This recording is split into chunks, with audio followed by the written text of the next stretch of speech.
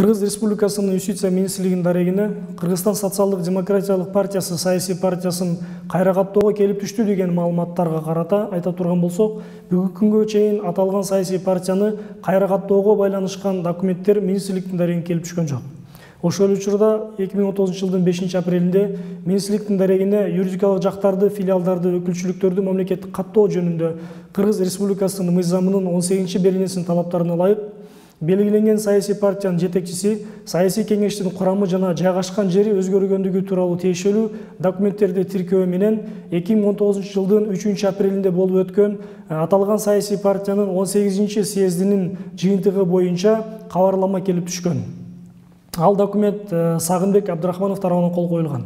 Башкача айтканда, аталган мыйзамдын талаптарына ылайык жетекчи жайгашкан жери жана башка кайра каттоого алып келбеген маалыматтар өзгөргөн учурда бардык юридикалык жактар бул тууралуу юстиция органдарын 30 календардык күндүн ичинде кабарлагого милдеттүү.